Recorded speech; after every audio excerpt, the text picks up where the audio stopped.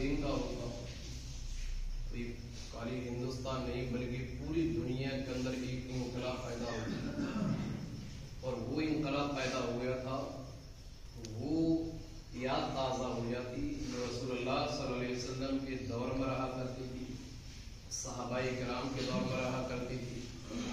جیسے ابھی کچھ لوگ پہلے علم تو کر ہی نہیں رہے، آپ ہی لوگوں میں سے کچھ کل پوسٹ دیکھا، اس پر لکھا ہوا کہ 1 مہینے کا مسلمان آ رہا ہے، 1 مہینے کا رمضان آ رہا ہے تو 1 مہینے کا مسلمان آ رہا ہے، 11 مہینہ غائب ہے.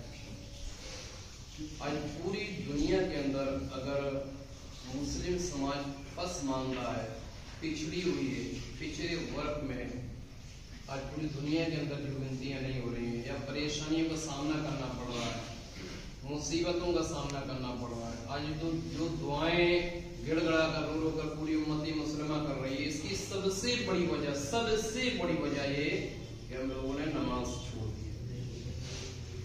کسی نے فیس بک پہ ایک پوسٹ شیئر کری تھی کہ اگر مسلمان جس طور پر جمعے کی نماز پڑھتے ہیں یا عیدین کی یعنی عید اور بقرعید میں جس طریقے سے جمع ہوتے ہیں، اگر ہر روز اگر 5 وقت اگر نمازوں میں جمع ہونے لگے تو یہ سمجھ لیے کہ اس امت مسلمہ کے سامنے کوئی سر اٹھا کر بات نہیں کر سکتا. جس طریقے سے آج نظر آ رہے ہیں، جیسا میرا اپنا خیال ہے، یہ یقیناً رمضان آ جاتا ہے تو ثواب بڑھا دی جاتا ہے، اضافہ کر دی جاتا ہے، لیکن اس میں بھی کوئی دو رائے نہیں ہے کہ جو عام مہینے ہوتے ہیں ان میں بھی ثواب بہت اعلیٰ ملتا ہے. رمضان میں یہ کہ بڑھا دی جاتا ہے، لیکن اس میں یہ نہیں کہ اس میں بھی گھٹا دی جاتا ہے، وہ تو ہمارے اوپر فرض ہے. یہ قرآن نے کہا تھا وَمَا خَلَقْتُ الْجِنَّ وَالْإِنسَ إِلَّا لِيَعْبُدُونِ. اللہ فرماتا ہے میرے بندو، ہم نے تمہیں اپنی عبادت اور اپنی ریاست کے لیے پیدا کیا ہے. بندو، ہم نے تمہیں اپنی عبادت کے لیے پیدا کیا، اپنی ریاست اپنی بندگی کے لیے پیدا کیا ہے. عزیزان محترم، امام حاکم نے ایک روایت ذکر کری ہے جسے میں آپ کو بتاتا ہوں. امام حاکم نے اپنی کتاب کے اندر اس کو ذکر کیا. اس کے علاوہ الترغیب والترہیب کے اندر بھی ایک روایت ملتی ہے کہ حضرت کعب بن عجرہ رضی اللہ تعالی عنہ وہ یہ کہتے ہیں کہ صحابہ کرام رضوان اللہ تعالی علیہم اجمعین کا مسجد کے اندر جس طریقے سے ہم لوگ بیٹھے ہوئے ہیں اسی طریقے سے ممبر تھا. صحابہ یہ کہتے ہیں کہ ہم نے یہ دیکھا، ہم لوگ بیٹھے ہوئے تھے، حضور علیہ الصلوۃ والسلام زینے پر چڑھتے ہیں، یعنی ممبر کا جو زینہ ہوتا ہے، پہلا زینہ جب ہوتا ہے تو حضور جب پہلے زینے پر چڑھتے ہیں تو کہتے ہیں آمین. جب ہمارے آقا صلی اللہ علیہ وسلم دوسرے زینے پر پہنچتے ہیں تو پھر کہتے ہیں آمین.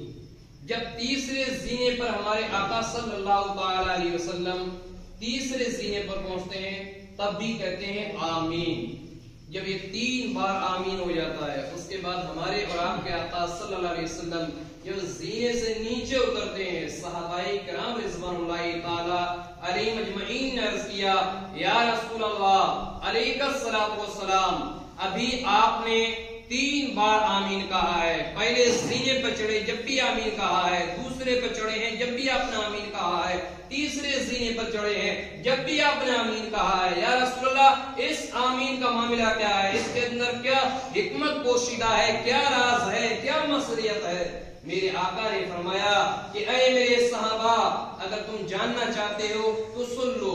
جب میں نے پہلے زینے پہ قدم رکھا تھا تو اللہ کی جانب سے حضرت جبریل تشریف لائے اور جبریل علیہ السلام نے کہا تھا وہ شخص دور ہو جائے، وہ شخص ہلاک ہو جائے جس نے رمضان پایا اور اپنی مغفرت نہ کروا سکا. جس نے رمضان پایا اپنی مغفرت نہیں کروا پایا، اپنی بخشش نہیں کروا پایا، وہ شخص ہلاک ہو جائے.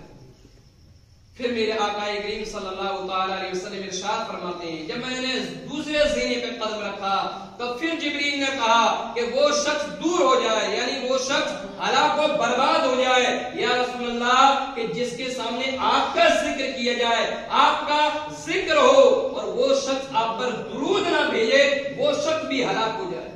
حضور فرماتے ہیں میں نے کہا آمین. جب تیسرے زینے پر میرے اور آپ کے آقا صلی اللہ علیہ وسلم پہنچتے ہیں تو پھر جبریل امین کہتے ہیں کہ وہ شخص دور ہو جائے، وہ شخص بھی ہلاک ہو جائے کہ جس نے اپنے دونوں ماں باپ کو پایا ہو، جس نے اپنے ماں اور باپ دونوں کو پایا ہو، یا دونوں میں سے کسی ایک کو پایا ہو اور وہ ان کی خدمت کر کے جنت حاصل نہ کر سکے، وہ بھی ہلاک اور برباد ہو جائے۔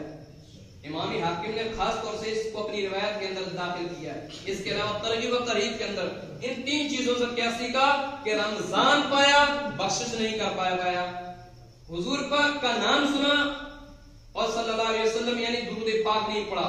تیسرا کیا ہے کہ جس نے اپنے ماں باپ کو پایا یا دونوں میں سے کسی ایک کو پایا لیکن پھر بھی اپنی بخشش نہیں کروا پایا۔ عزیزان محترم، رمضان کا کیا معاملہ ہے؟ کیا بخشش کا معاملہ ہے؟ بخشش کا معاملہ یہ ہے کہ بھائی تمام گناہوں سے توبہ کر لیں۔ اور آپ لوگوں کو ذہن میں یہ آتا ہے کہ مولانا لوگ اور مولوی لوگ ہر جگہ یہ کہتے ہیں بھائی عبادت عبادت عبادت، بولے جب عبادت کی ہر جگہ کریں گے تو اس پیٹ کو کیسے بھریں گے؟ اس کا بننا بھی تو ضروری ہے، بال بچوں کو کیسے پالیں گے؟ تو میں آپ کی سوچ کو دور کرنے کے لیے میں خود قرآن کا آپ کو فیصلہ سنا رہا ہوں کہ قرآن کا کیا فیصلہ ہے۔ آپ یقین جانیں کہ پروردگار عالم جتنی محبت اپنے ان بندوں سے کرتا ہے اتنی محبت کوئی ماں باپ اپنی اولاد سے نہیں کرتا۔ لوگ کہتے ہیں مولانا صاحب صرف عبادت کے تعلق سے بولتے ہیں، صرف نماز کے تعلق سے آج تک کسی مولوی نے نہیں کہا کہ کام کرو، آج تک کسی مولوی نے نہیں کہا کہ بھئی اپنا روزگار تلاش کرو۔ اب ہم قرآن سے پوچھیں کہ قرآن ہم کام کریں یا اللہ کی عبادت کریں؟ دونوں میں سے کیا کریں؟ تب قرآن کہتا ہے وَجَعَلْنَا اللَّيْلَ لِبَاسًا وَجَعَلْنَا اللَّيْلَ لِبَاسًا وَجَعَلْنَا النَّهَارَ مَعَاشًا۔ قرآن مقدس 300 پارہ ہے۔ اللہ فرماتا ہے میرے بندو، رات جو بنائی گئی ہے تمہارے آرام کے لیے بنائی گئی ہے، اس میں تم آرام کرو۔ وَجَعَلْنَا النَّهَارَ مَعَاشًا، اور جو دن بنایا گیا ہے تمہارے کاروبار کے لیے بنایا گیا ہے، اس میں تم روزی تلاش کرو۔ جس طریقے سے ایک صبح پرندہ نکلتا ہے سفر کے لیے، ایک روزی تلاش کرنے کے لیے، اسی طریقے سے تم بھی نکلو۔ تو کہاں ہے اس میں عبادت کا ذکر؟ رات میں عبادت کے لیے بولا گیا ہے، دن میں کام کے لیے بولا گیا ہے، عبادت کہاں ہے اس میں؟ کہیں دکھائی دی؟ پھر قرآن کہتا ہے ان الصلاۃ کانت علی المؤمنین کتابا موقوتا، میرے بندو جب نماز کا ٹائم ہو جائے تو تم نماز بھی ادا کر لینا۔ نماز کا ٹائم ہو جائے جب نماز ادا کر لیتے ہو۔ عزیزان محترم، اسلام پاکیزہ دھرم ہے۔ جب اللہ نے پیدا کیا ہے تو اللہ نے حکم بھی دیا ہے کہ تم رات میں آرام بھی کر لو، دن میں تم روزگار بھی تلاش کر لو، اور جب نماز کا سمے ہو تو نماز بھی ادا کر لو۔ اس لیے ہمیں اور آپ کو چاہیے کہ صرف رمضان ہی محدود نہ کریں، سب سے پہلے یہ نماز۔ آپ یقین کریں کہ سب سے پہلے جس چیز کے بارے میں پوچھا جاتا ہے وہ ہوگی نماز۔ قبر کے بارے میں بھی اگر حساب ہوگا وہ ہوگی نماز۔ میدان محشر میں بھی اگر کسی چیز کے تعلق سے پوچھا جائے گا وہ ہوگی نماز۔ اگر نماز ہے، ہمارے دامن میں بھرپور عبادت ہے، تو یہ سمجھ لیے کہ اللہ کی بارگاہ سے امید ہے کہ پروردگار عالم معاف فرما دے اور جنت عطا فرما دے۔ اگر نماز نہیں ہے تو یہ سمجھ لیے کوئی نیکی ہمارے پاس نہیں ہے۔ آج ہم نیکیاں کرتے ہیں، ایک دوسرے کی مدد کرتے ہیں، نفل پہ نفل ادا کرتے ہیں، سنن پہ سنن ادا کرتے ہیں، لیکن آپ یقین جانیں کہ اگر یہ رب کا فرض باقی ہے، اگر یہ فرض باقی ہے، یعنی 5 وقت جو نماز ہے، اگر یہ باقی ہے تو آپ یہ سمجھ لیجیے کہ ان عبادت کے نہ ہوتے ہوئے اگر کوئی دوسری چیز، کوئی دوسری نیکیاں کی جائیں تو وہ اللہ کے بارگاہ میں مقبول ہی نہیں۔ اس زمین اور آسمان کے درمیان لٹکی رہیں گی۔ یہ ہے کہ جب آپ کا فرض مکمل ہو گیا تب یہ عبادتیں اللہ کی بارگاہ میں پوری ہوں گی۔